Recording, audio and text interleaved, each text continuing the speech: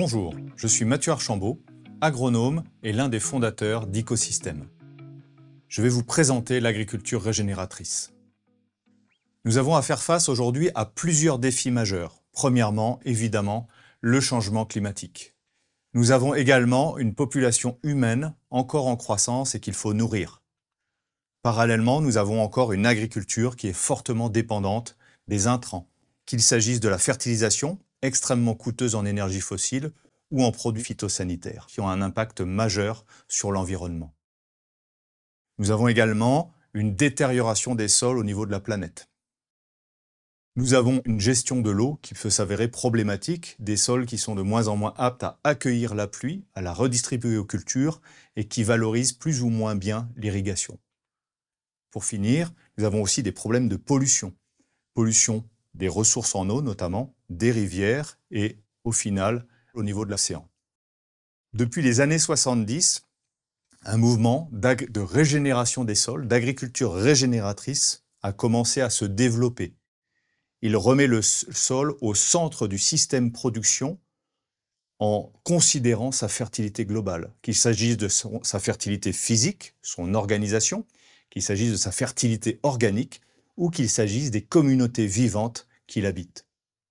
Pour ce faire, nous allons utiliser 3 types de principes.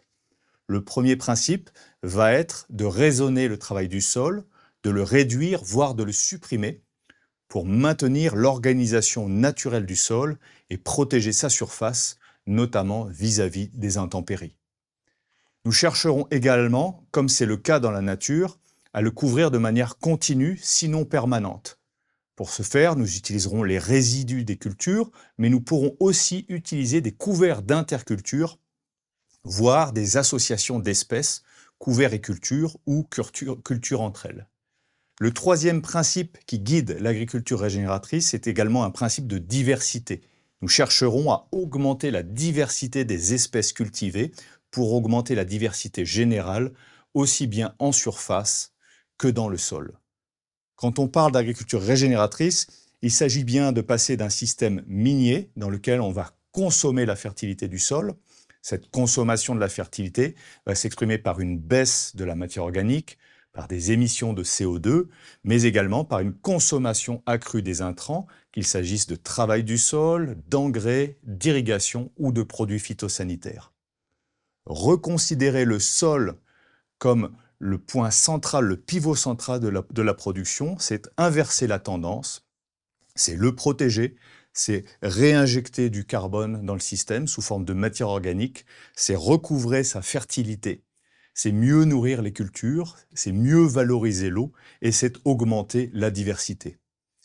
Si bien qu'au final, respecter un sol et lui permettre de se réorganiser, eh bien, c'est conserver ses rendements, réduire le risque, réduire la consommation d'intrants, réduire l'irrigation.